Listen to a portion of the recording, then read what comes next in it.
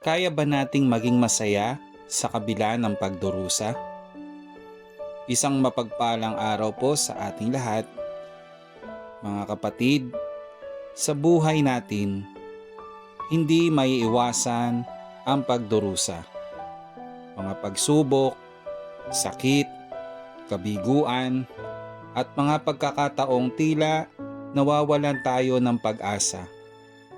Bilang tao, natural lamang na magtanong, paano tayo magiging masaya kung nasasaktan tayo?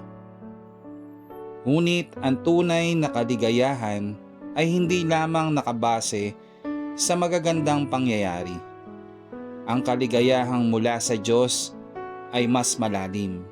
Ito ay nagmumula sa pananampalataya, sa pagtitiwala na sa gitna ng dilim, may liwanag na darating.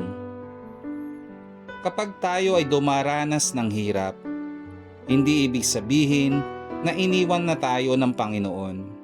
Sa halip, doon niya tayo hinuhubog, pinalalakas at tinuturuan na umasa sa Kanya.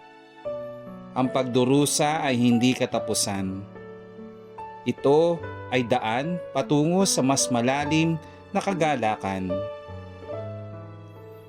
Kaya oo, maaari tayong maging masaya kahit may pinagdaraanan.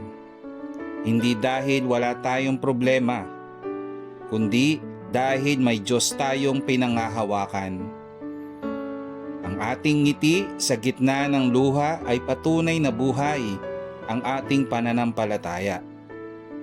Nawa sa bawat pagsubok, piliin nating magtiwala.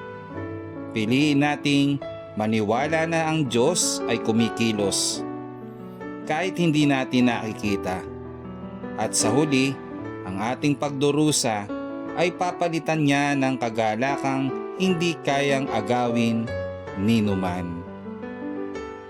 Manalangin tayo. Panginoon, sa aming mga puso na napupuno ng pag-aalala at pagdurusa, lumalapit kami sa iyo. Tulungan mo po kaming makita ang iyong presensya sa gitna ng aming mga pagsubok. Kapag kami ay nanghihina, palakasin mo kami. Kapag kami ay nawawala ng pag-asa, paalalahanan mo kami na hindi mo kami iniiwan. Turuan mo kaming maging matatag at magtiwala sa iyong plano kahit hindi namin lubos na nauunawaan ang lahat ng nangyayari sa aming buhay. Ipagkaloob mo sa amin ang kagalakang nagmumula sa iyo. Kagalakang hindi nakabase sa sitwasyon, kundi sa iyong pagmamahal. Nawa, sa gitna ng aming pagdurusa, matutunan naming ngumiti, umasa at magpasalamat. Ito ang aming dalangin. Amen.